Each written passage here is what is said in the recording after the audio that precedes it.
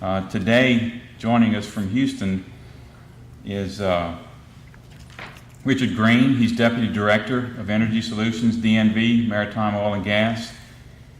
Richard, I'll go through his bio real quick. I know on the website some people have read it, but he's the Director of Innovation for DNV Advisory Services in Houston and has over 35 years of experience providing environmental, health, and safety support to a number of individual sectors, including government, pharmaceutical, automotive, chemical, steel, maritime, electrical power, renewable energy, and conventional and unconventional oil and gas. He has significant experience in the municipal industrial wastewater treatment operations, enterprise risk management, management systems, development and implementation, EHS auditing, regulatory affairs, and solid hazardous waste management. He is currently leading DNV's shale gas and oil sands practice in North America and is focused on providing risk management approaches to mitigate operational, regulatory, community, EHS, logistics, permitting, and other risks to sustainable development of shale gas. He has been involved in developing the development of the DNV recommended practice for risk management of shale gas developments and operations, which was released in January 2013 here in Houston, and he is active in exploring water treatment technology options for produced and flowback water from shale gas operations. He holds a BS and MS in environmental sciences from the University of Wisconsin and focuses on water and wastewater engineering processes, statistical analysis, environmental microbiology, and the chemistry of hazardous materials. Of interest, as we well know, our shale plays are growing phenomenally or exponentially. And I read an article yesterday, ironically related to this particular session, talked about we had 60,000 U.S. oil and gas unconventional drills here locally, and there's actually 500,000 more drillable sites. So we're about 20% of capacity of what we expect we could be at. So certainly these RPs and these regulations play a big part. So please help me in welcoming Rich Green to today's session.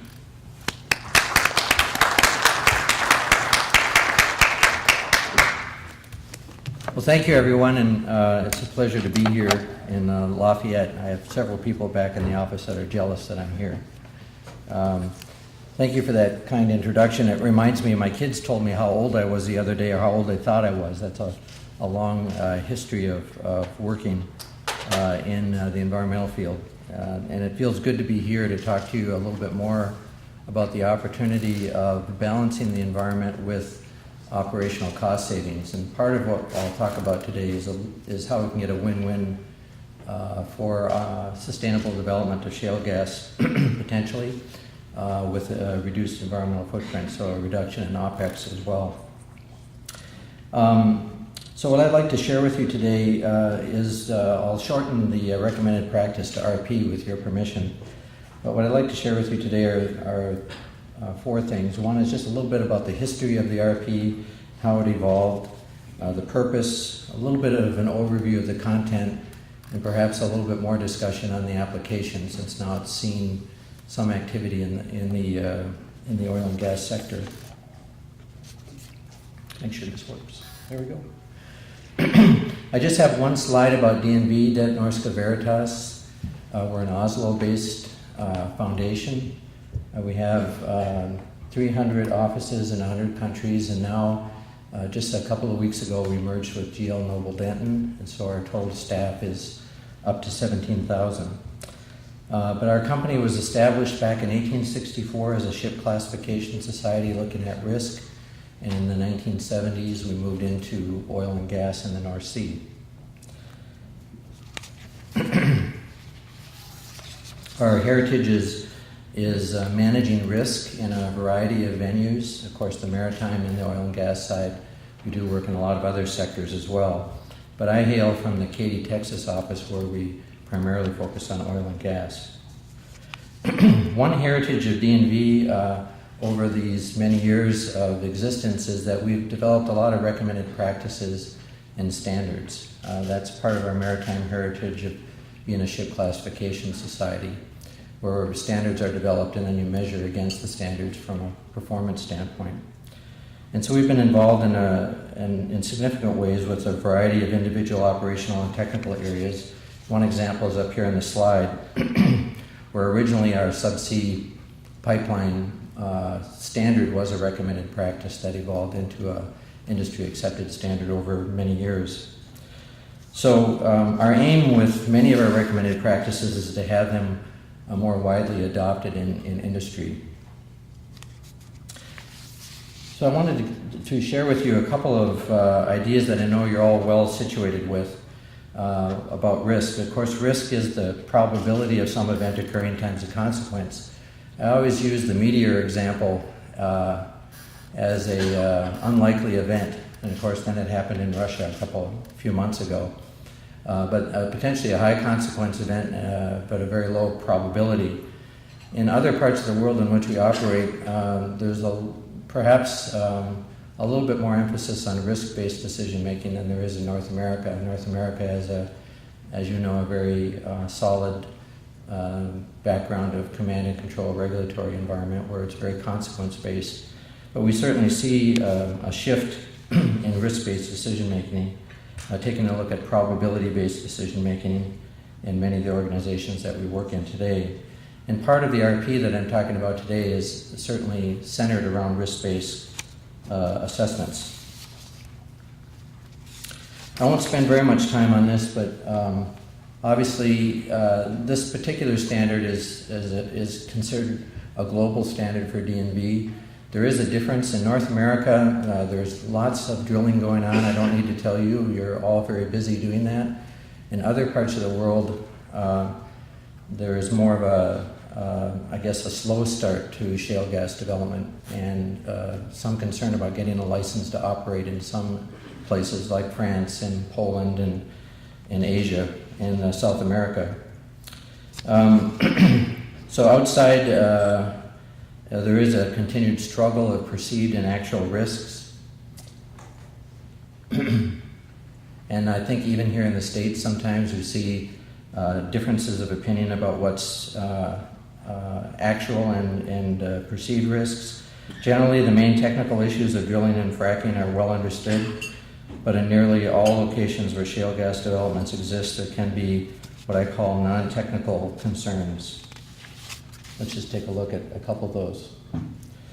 So often, many of the most significant business risks to sustainable shale gas development include things like we have here in the slide.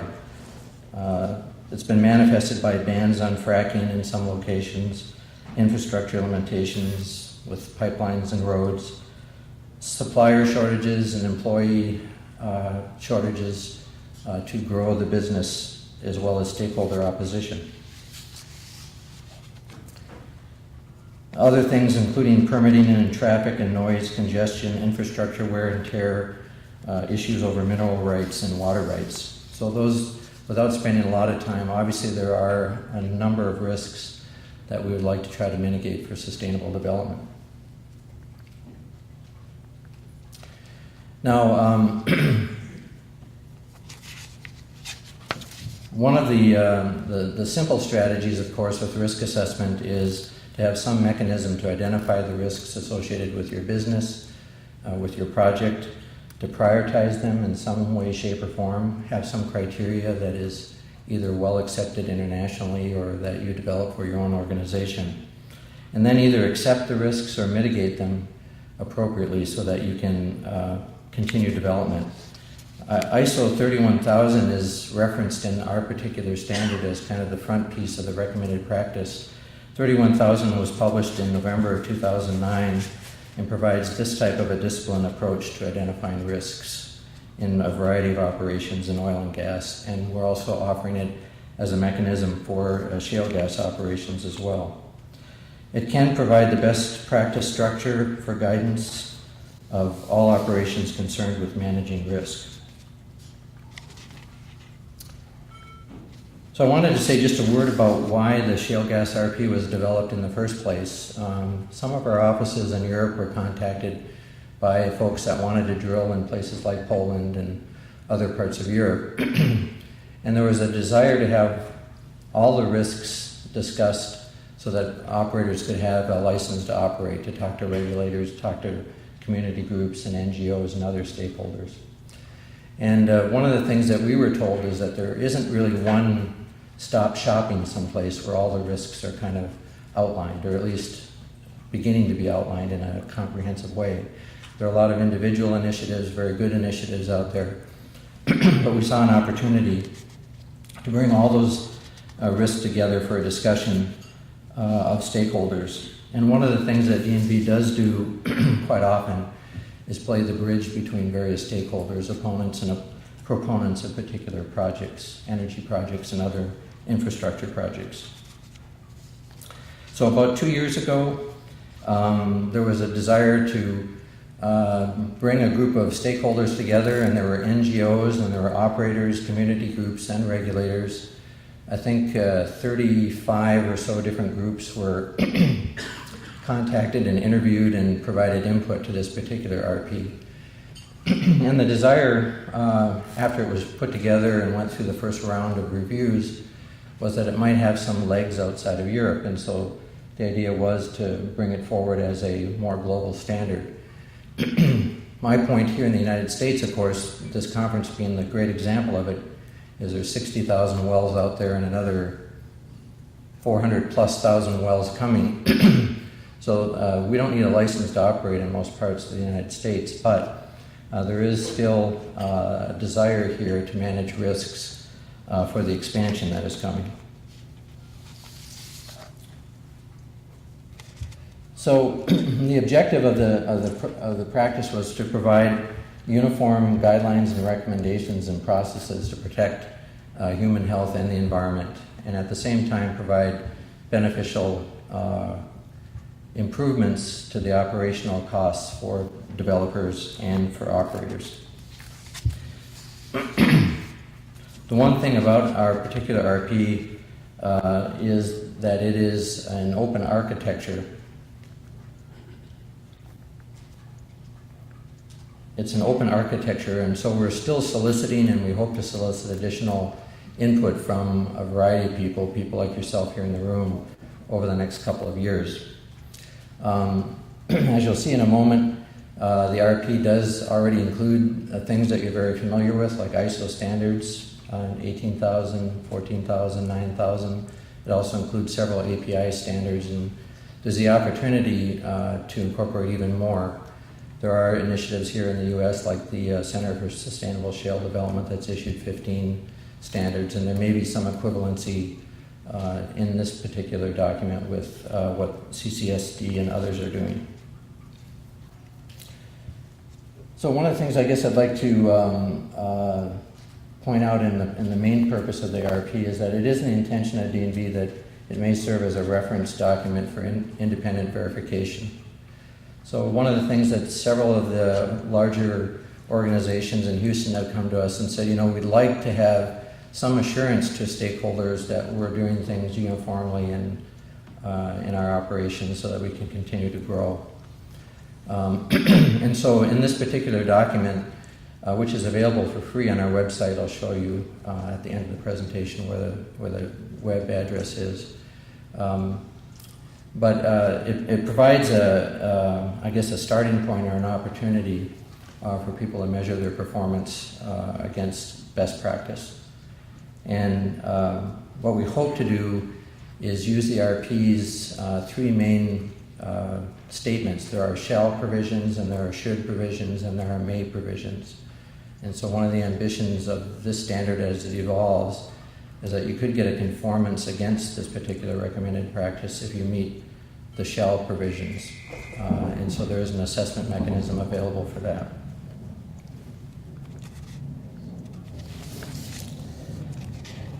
With respect to the shale gas RP content, it is very comprehensive, and I wanted to say a few words about each of the elements.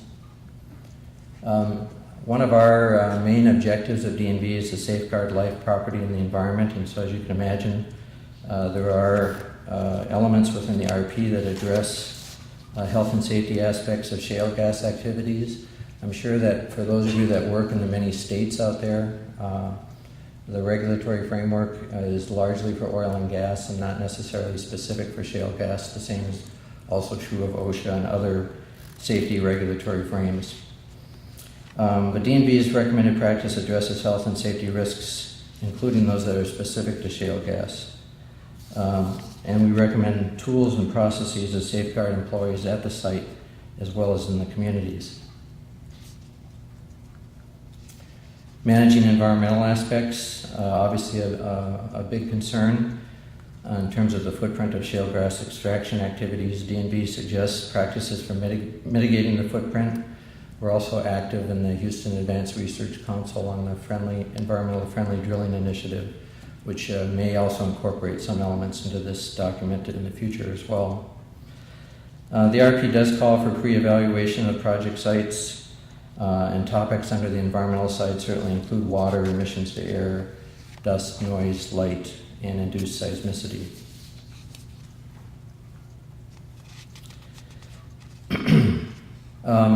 My background is not well in drilling, but we do have folks that do quite a lot of that within DNV, and there has been a study of a range of established practice for shale gas well integrity in order to establish some suggested best practices.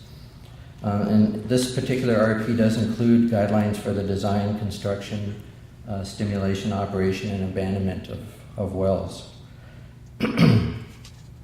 Special attention is paid to key features that can be decisive in providing the overall shale gas well integrity. One of the areas where we've got a lot of interest is on the water side. Obviously a big issue in terms of cost and access and reuse and recycling. There is a section in RRP that does talk about managing water and energy resources. And I would say that we probably had the most interest here in the U.S. on this particular aspect of the RP. There is a joint industry project forming that addresses the risks associated with water reuse and water supply, including the amount of chemicals and additives, which I'll mention a little bit more about at the end of the presentation. Certainly infrastructure and logistics are an important part, especially in more populated areas. So shale gas operations involve considerable development of infrastructure and logistics or aging of them. And so this particular RP does have best practices for the development, operation, and abandonment of infrastructure and logistics that minimize the footprint of the operations and take into consideration such issues as land use and interdependency risks. One of the things in large energy projects that we see a lot of is sometimes there's a polarization on these projects, and there's a fair gap between opponents and proponents of energy projects, shale gas included. And so there are some criteria within the RP to consider as best practice for stakeholder communications. Public acceptance is paramount to successful permitting and operation. I was in Washington, D.C. a couple weeks ago, and there's a lot of discussion going on about what to do about federal lands and First Nations and Indian reservations. The western states, of course, have a lot of federally owned land. So the RP has some potential for elements of being considered for regulatory frameworks in places where drilling hasn't been active or has some additional growth opportunity. On the permitting side, legal and regulatory environments as well as political attitudes and public awareness differ across nations and certainly across the U.S. We have emerging places like Idaho and Maryland and well-established places like Pennsylvania and Texas. So efficient and effective legislation for shale gas activities may not be in place in many of the countries where we work. So operators have to relate to regulatory regimes that vary considerably. And there are some best practices included in the permitting side here as well.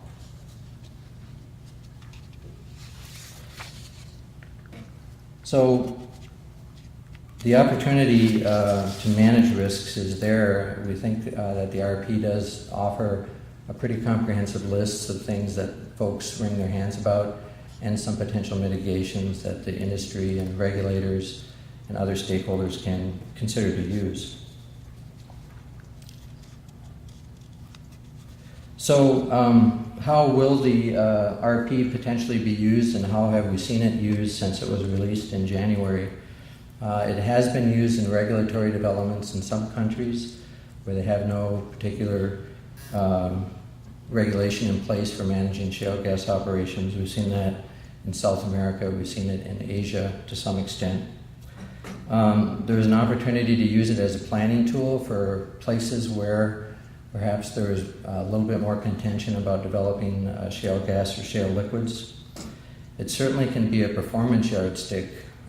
Many of the companies that we deal with in Houston are asking us to measure their risk profile against the RP, potentially in 2014, to give them a little bit more assurance to communities that they operate in and also to the regulators in which they work. It also is a training tool in some cases for folks to use as a opportunity to bring new folks on board to understand the risks associated with shale gas activities. And some folks are considering using it just as a self-audit or an internal checklist without any third-party verification. So we think there's a wide range of application of this as a particular tool.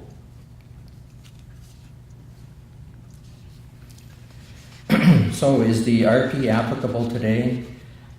With the growth in shale gas developments and productions, additional assurances may be warranted by stakeholders. We do see, and I'm sure you see, various issues that are brought up kind of in a univariate basis. We think that if organizations communicate all the risks in a very transparent way and show the mitigations that are in place that all of you do in your engineering and your good operational practices, that there's a better opportunity to expand and grow the shale gas business. DNV's position is that operators can safeguard their business by applying risk management principles. One of the things that we have been doing with a couple of folks is using bow tie analysis or bow tie diagrams to share risks with various stakeholders. I don't know if all of you are familiar with bow ties, but they were developed by Shell many years ago. But offshore, there's IADC requirements for safety cases for offshore drilling, and bow tie diagrams to show the risks and the threats to the top events that could occur offshore or onshore are something that's gaining some ground.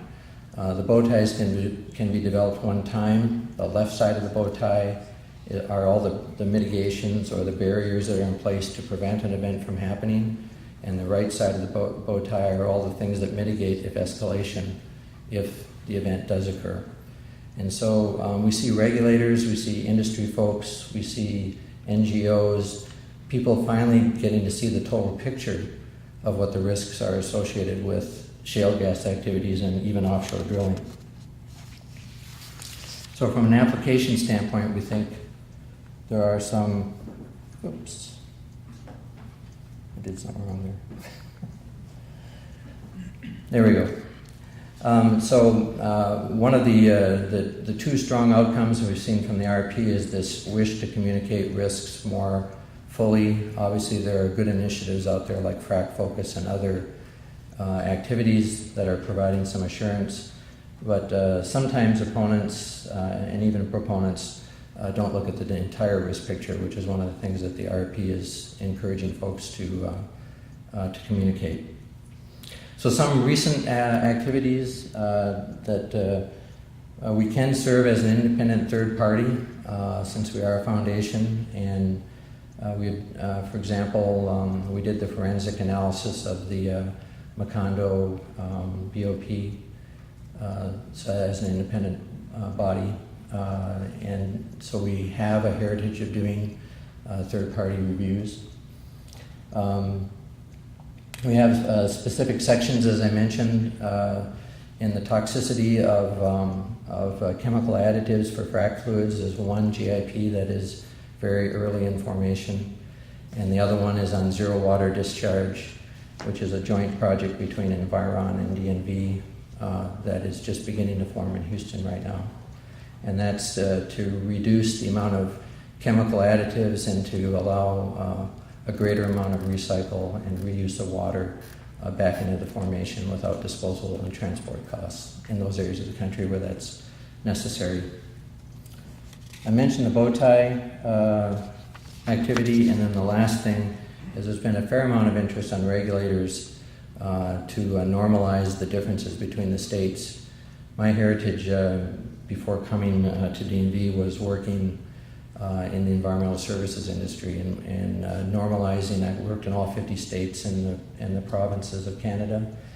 And even though the federal requirements are pretty even across the states, there's a lot of differences from state to state. And in oil and gas, the regulating units from state to state are different, and there tend to be general oil and gas requirements. So we've seen some of the regulators interested in shale-specific risks as well. So summing up, I'd like to just share a couple of things with you. What we're encouraging folks to do with this particular recommended practice is to address your total risk picture. Here in the United States, it might be more for sustainable growth and operation within the shale gas side. We also have a heritage within DNV when we look at risks. We also can see often very strong financial benefits for the operator in terms of reducing OPEX costs, but at the same time reducing the environmental footprint. So I think there's a good balance that can be benefited from recommended practices like this particular one that we've just issued. The other thing that I guess we've seen a fair amount of, at least in our practice in Houston, is an incomplete assessment of the risks associated with with a business. It can be in shale gas, it can be offshore, it can be in other industries. But often what we see, if you take the top 10 risks and you lay them out for a particular organization in terms of the potential cost it would be to the organization if they were realized, you get kind of a stair step in the top 10 down. And then on the bottom, if you look at how much preparation is going in to reduce those risks, often there's a big misalignment with the investment of what organizations are putting in to prevent or mitigate risk versus what their main risks really are. And so one of the things I think the RP can do for folks is to realign the investment that you make in the risks, to reduce overinvestment in risks that are very unlikely to occur, and to focus on the higher level risks where you have perhaps franchise impacting outcomes if they were to be realized.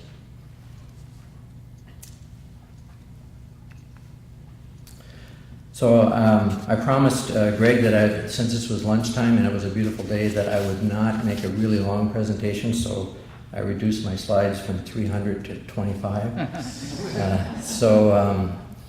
But I'd be happy to entertain any questions from all of you on the RP, and I know there may be a couple of them out there. Yeah, no, I have one in particular, Rich, as far as industry people that serve on API committees and the like, as well as people that comment on the Federal Register for different comment periods. I know you mentioned your comment period was maybe 1 to 2 years, but I know we oftentimes ask ourselves, well, who wrote this thing when we're working in the industry and we read some of these rules and regulations. So I don't know if y'all have people that push to get feedback such that when an RP is pushed upon the industry to be followed, that industry people are putting input back into it, and the right people to make it work. And I didn't know how y'all are dealing with that. Well, I mean, on the recommended practice side, if you go to our website, by the way, www.dnv.com/shale is where you can download a copy of the document to peruse it on your own. But we have a lot of our recommended practices out there. What we typically have done is have long periods of development for the recommended practices. As you can imagine, this is a voluntary document. And so what we're trying to do is encourage consistency across the globe with respect to development of shale gas. And you can imagine in some parts of the world there are little or no regulations, and so this framework provides an opportunity for folks to use them as the basis for developing in places like that. In the U.S., one of the things that we got from a couple of the major oil companies is, why would you want to layer this on top of our already significant regulatory framework? And the intention is not to layer it on, but to make it a menu of choice. When you do your assessment of your operations, there may be 1 or 2 or 3 areas within the RP in terms of risk that you might want to focus on. And so what we want to do is continue to gather over the next couple of years additional input. The standard or the recommended practice is very flexible. For example, for those folks that are working up in the Marcellus, they may use the CSSD standards as equivalent to standards that are in this particular recommended practice. So what we're encouraging is a certain level of best practice, and if organizations have their own best practices that meet the spirit, then that fully conforms with the intent of the RP. But we hope to continue to evolve this over the next couple of years. I think we had a lot more folks from Europe and Asia involved than we had from North America, so one of the reasons for me being here is to see if I can have some additional input from this side of the world.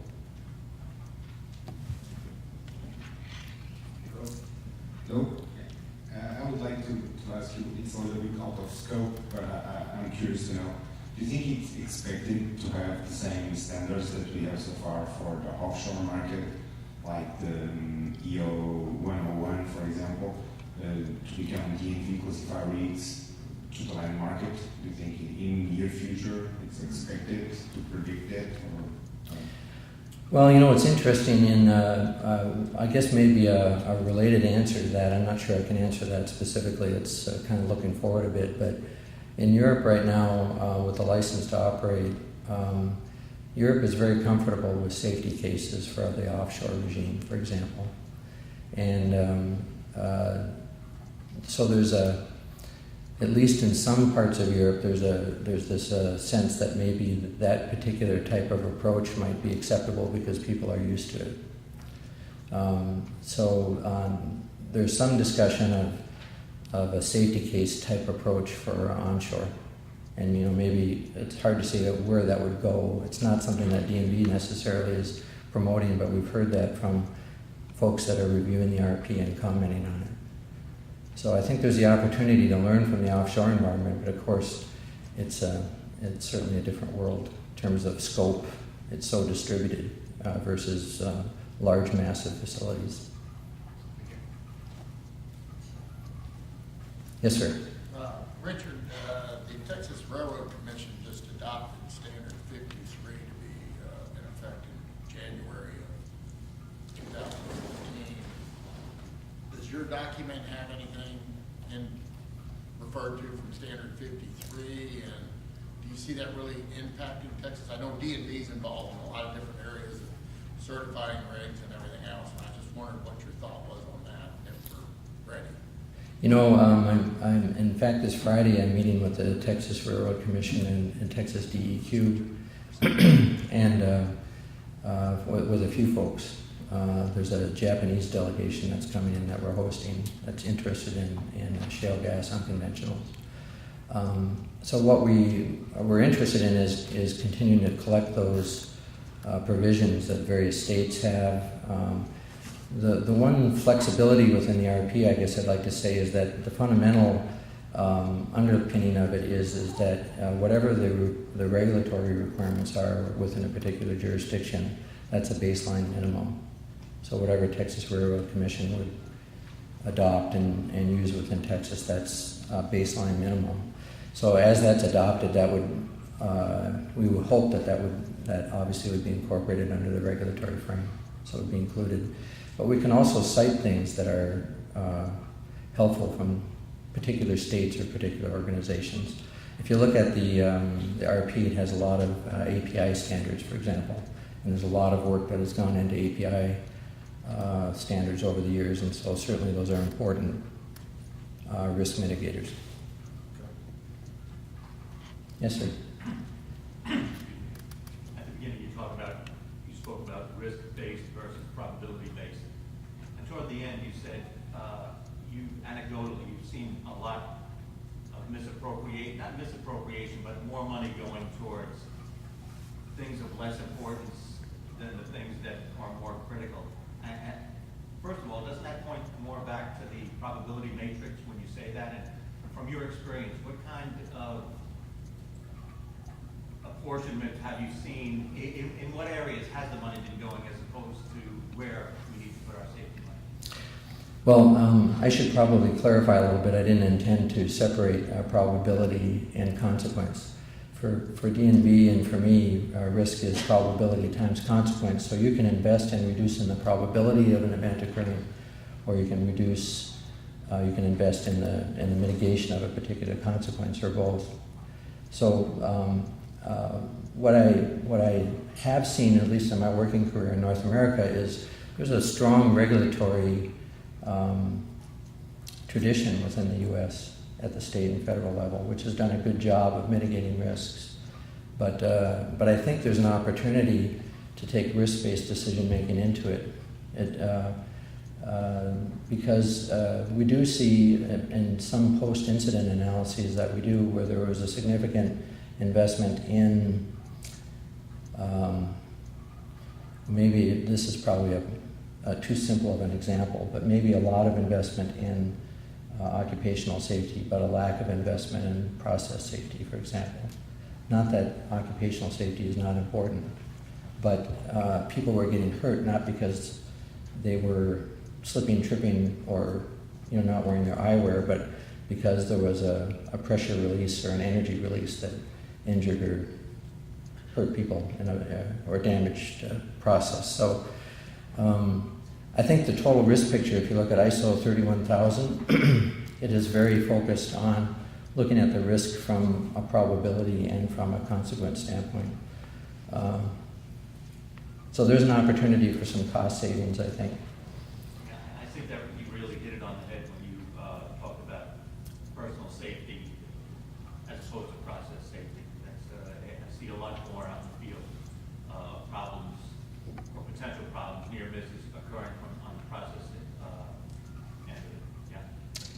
Yeah. Yeah, we have a group that's doing a study of well interventions onshore, and I think I'm not sure. I don't want to necessarily use this number, so put this number off to the side as a maybe number. But there were, I think, 200 or 300 different configurations for well interventions for this particular organization.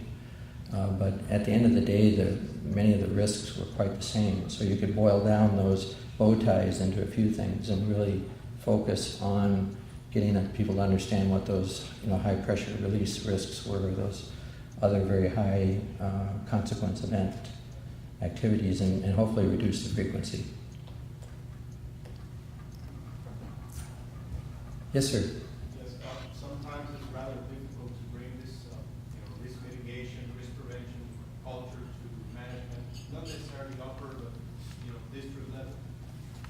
Is there any study or presentation or fact-based information that you would recommend sharing with them to bring the case or bring up the relevance of implementing risk prevention, risk mitigation instead of reacting or correcting practices? What would you suggest, or what source would you recommend? I have 2 or 3 papers. If you would like to leave me your card, I'd be happy to share them with you. Many organizations that we work with have seen their safety performance or their overall environmental and safety performance become asymptotic after a while. I was doing work for a company where our TRIR was 0.25, which I thought was pretty darn good, and I went someplace and I was talking to a potential client, and he said that ours is 10 times better than yours. I'm like, wow, how could that be? I still don't believe him. But in any case, we've seen management systems, we've seen safety culture, we've seen a number of initiatives that have driven down the incidence of safety risks within organizations.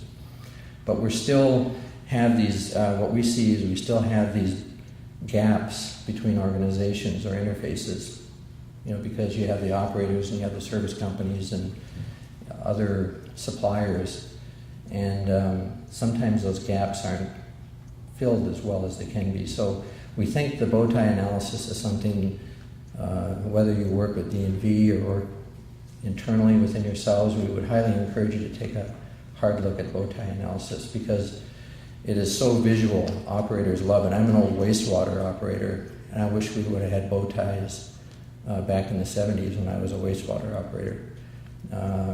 They weren't invented until the 80s in Shale, I guess, but nonetheless, it's so visual, you completely understand immediately what your risks are.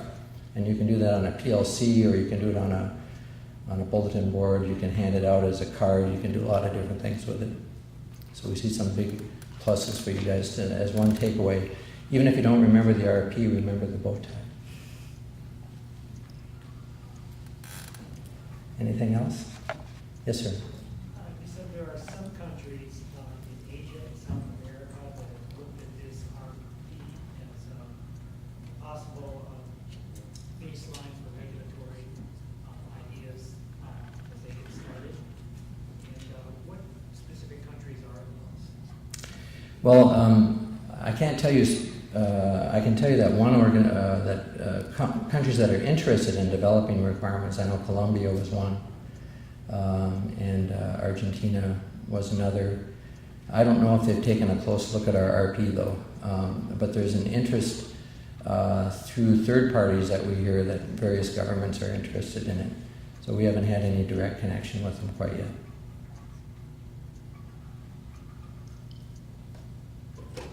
Yes, sir. Is there a difference between the shale and acid shale oil in terms of the market? Oh, I was hoping you wouldn't ask that question. Well, you know, a couple of years ago, when this started with DNV, there was not much going on. Well, there was stuff going on with liquids, of course, but certainly there's a big shift right now. One of the areas that in my new assignment, I've started this in July, so I'm relatively new. But for 2014, we really want to take a look at additional risks associated with liquids. And so we're looking for partners and folks that might want to share some of those ideas of things that might need to be addressed.